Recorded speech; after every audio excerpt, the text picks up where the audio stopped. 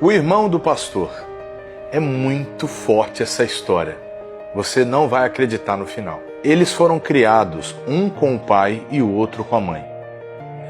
O pastor foi criado com a sua mãe. Sua mãe, religiosa, mulher de oração, o levou ao templo e por ali ele ficou, cresceu e começou o seu ministério. Vida dedicada, homem de oração, zeloso pela sua congregação, enfim, a sua vida girava em torno daquela sua congregação local, que por sinal ele tinha muito respeito de todos aqueles que frequentavam a sua igreja. Em contrapartida, o seu irmão foi educado pelo seu pai e criado pelo pai. O pai, um homem empreendedor, visionário, mas o pai não acreditava em Deus. Esse homem se tornou um homem bem-sucedido, viajou para fora do país, fez cursos fora e voltou para a cidade local e implantou naquela cidade um grande teatro, um teatro referência. Só que ele herdou do pai o ateísmo, ele também não acreditava em Deus. Quando o pastor era indagado pelos membros da congregação, ele dizia: um dia o meu irmão, ele vai vir aqui na nossa igreja. E quando ele vier, ele vai se converter. Os membros diziam: amém. E ele insistiu. E assim aconteceu. O irmão dele aceitou o convite, mas com uma ressalva: eu vou na sua igreja, mas também você vai até o meu teatro. Eu quero que você vá assistir a minha atuação em uma peça. Ele disse: tá bom. O irmão chegou na igreja dele meia hora mais cedo.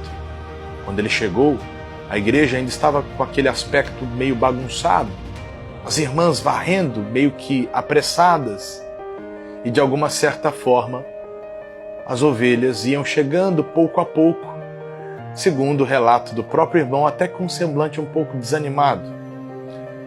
Se iniciou a reunião, o irmão dele ainda não tinha chegado, o pastor, e quem abriu o culto pediu para se colocar em pé.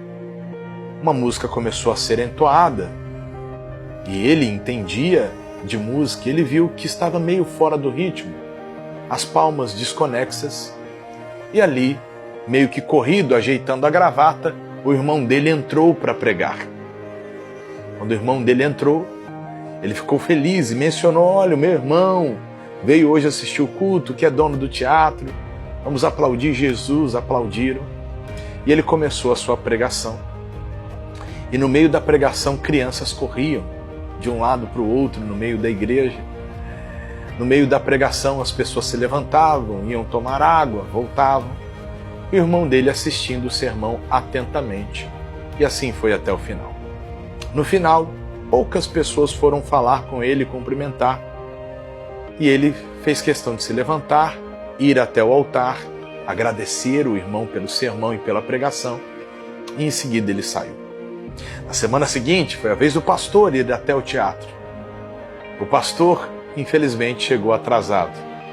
Mas mesmo chegando atrasado, haviam 2 pessoas na porta, esperando ele chegar, e o chamaram pelo nome.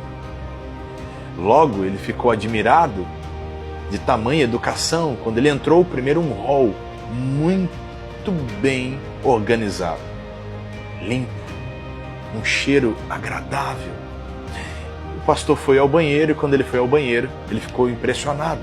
Tinha ar-condicionado no banheiro.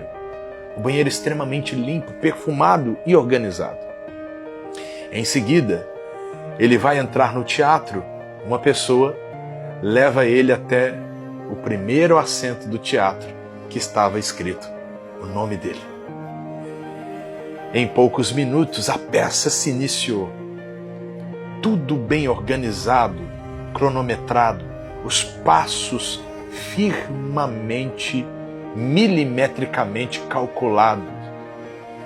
A plateia atenta, ninguém dava um pio sequer, a não ser num momento, que era o momento de atuação da plateia, que era o momento da risada. O som extremamente ambiente. A climatização do teatro perfeita.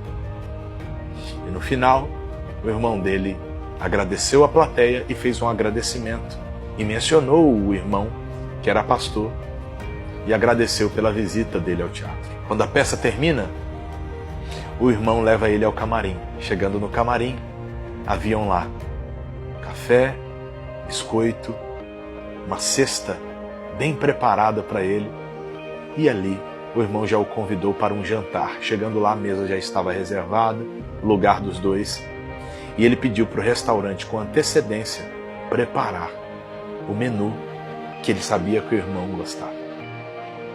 Em seguida, ele colocou o irmão dele no carro e levou ele até a casa dele.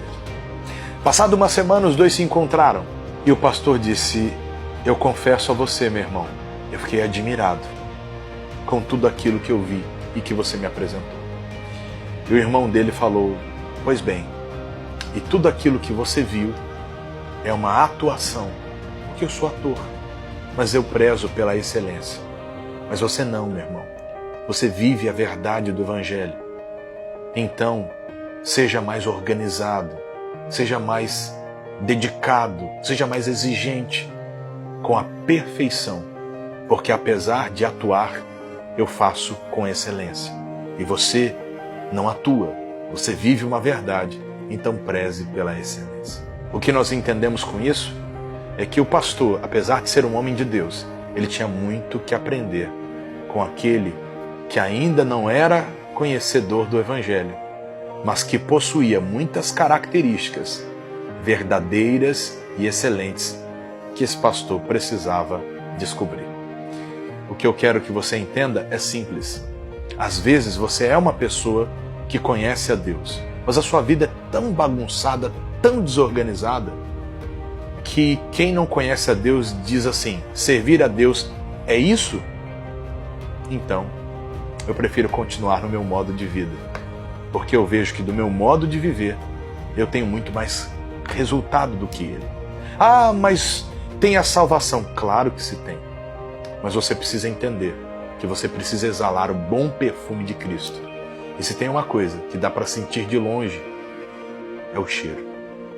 A minha oração é que aqueles que ainda não conhecem Jesus, ao olharem para a minha vida, ao olharem para a minha casa, ao chegarem na minha congregação ou na sua, possam sentir o perfume de Cristo e possam entender que há excelência naquele local. Que Deus te abençoe.